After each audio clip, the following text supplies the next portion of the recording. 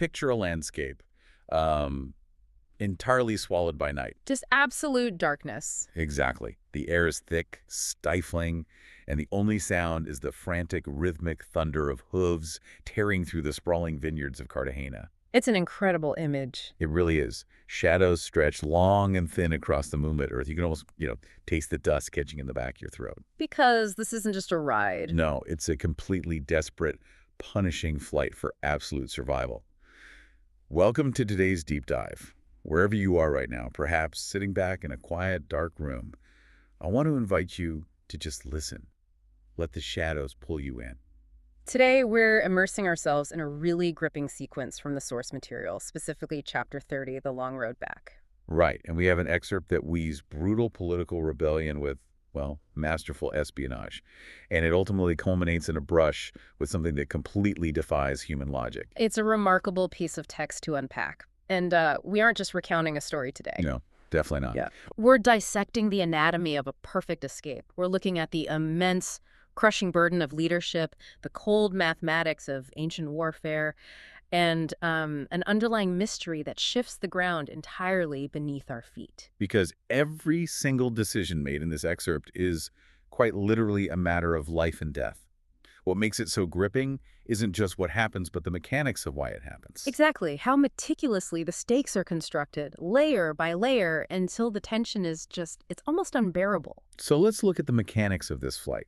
I know we have 5 riders desperately pushing toward central Yemen, but who exactly are we dealing with here? It's a highly volatile group. Right, because from the text, it feels like an incredibly fragile, combustible mix of people to be making this kind of trek. Oh, absolutely. You have Zayn, who acts as our central strategist. You have the young Prince Marut, the sole surviving heir to the throne of Nineveh. Just a child, really. Exactly. There's an Abyssinian slave named Kanu. And finally, you have 2 hardened loyalist soldiers, Ashur and Yurka. And they begin this grueling sequence by pulling the Prince and Kanu from a hidden subterranean cellar owned by Kanu's uncle. Right. They mount fresh horses and essentially just disappear into the dark. And for 5 relentless days, they ride. Through blistering heat, through the dead of night, they just press on.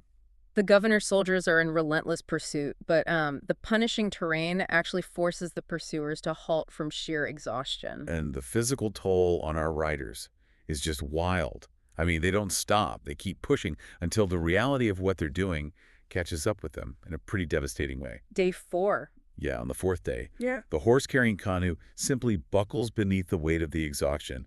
Its heart gives out, and it crumples dead onto the trail. It's so sudden. And Kanu is forced to climb up behind the young prince, adding even more burden to a single mount. There's no time to mourn, no time to rest.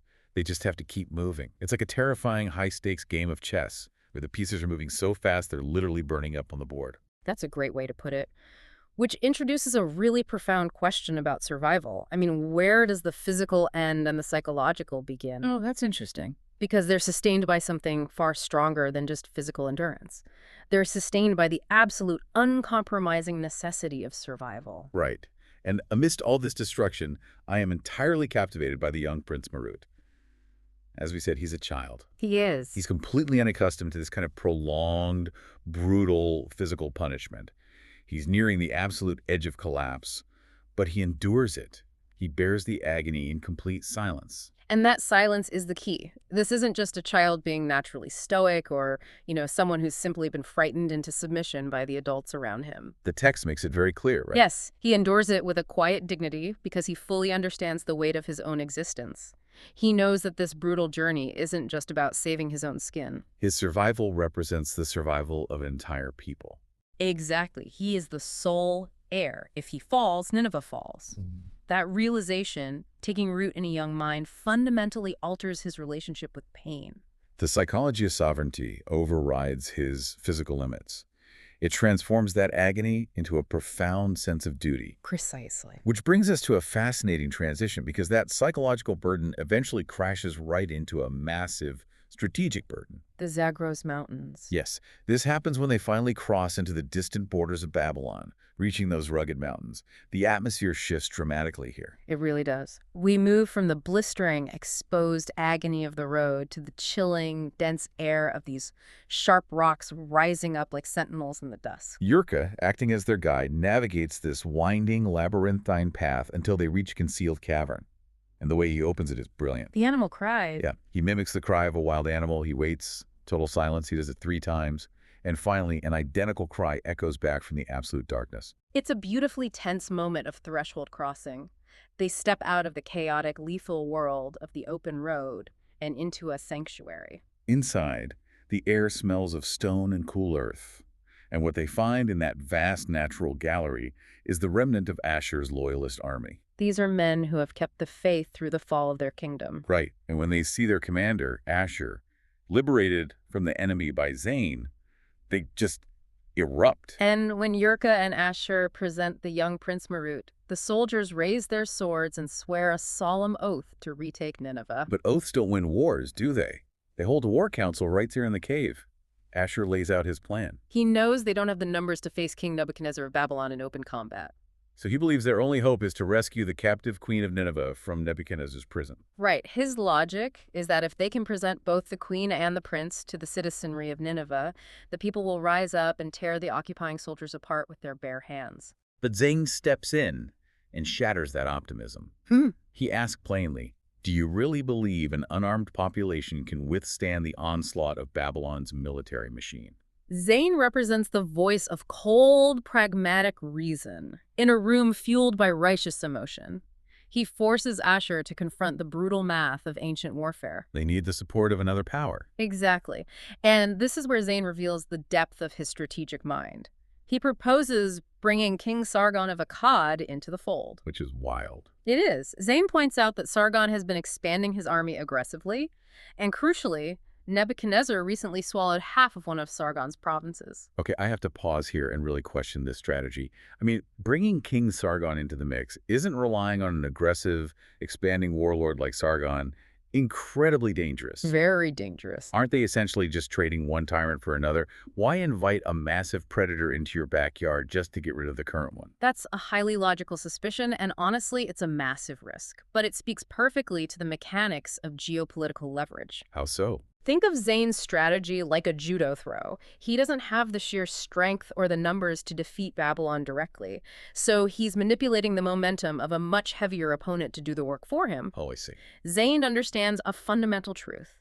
An unarmed populace, no matter how motivated or righteous, is merely a hammer striking thin air. Wow. To break the foundation of a superpower like Babylon, you need an anvil. Sargon's aggressive, expanding army is that anvil. So Zayn isn't looking for a benevolent savior. Not at all. He's weaponizing a geopolitical wound, that stolen province, to manipulate Sargon into being the immovable object they crush Babylon against. That is a chillingly calculated move. It's Yeah. not about morality, it's just physics.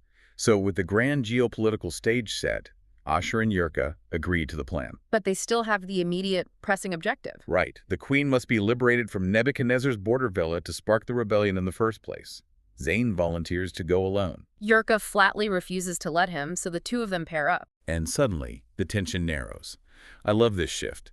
We move from grand armies and mountain fortresses to a microscopic, incredibly dangerous infiltration by just 2 men. They ride toward the Babylonian border, and Zayn completely sheds his identity. This is where we see the actual mechanics of Zayn's psychological infiltration. When they reach the border guards, he presents himself as a physician from Syria, and he casts Yurka as his freed slave apprentice. They claim to earn their way simply by healing the sick, but a border captain challenges them. He demands proof of Zayn's skills, telling him to cure his own debilitating headache. Zayn is taken to a small hut, where the captain is writhing on a cot.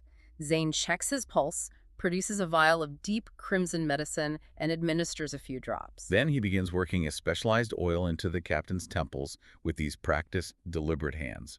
Within minutes, the pain is entirely gone. The captain sits up, presses a purse of gold coins into Zayn's hand, and grants them passage. Before they leave, though, Zayn casually drops a piece of information. He mentions an aunt living in Babylon who is gravely ill, whom he hopes to take back to Syria. And that detail about the ant is extraordinary. It's not just idle chatter. No, not at all. He's meticulously planting seeds for his extraction days in advance. He's manipulating the temporal landscape of his mission. But the real genius is what happens next. When they finally approach the villa where the queen is held, Zayn tells Yerka to stay calm. He says, "They think of me as a holy man. We must rely on strategy and patience." That's a bold claim. Wait, I have to push back on that. Why go through this elaborate charade of posing as a holy man?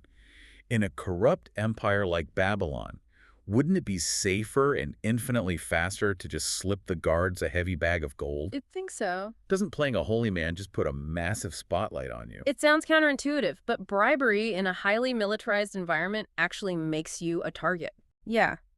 If you offer gold, you signal that you have resources, which invites extortion, suspicion, and ultimately violence. Zayn is doing something much more sophisticated. He's exploiting authority bias. Break that down for us. What exactly is authority bias in this context?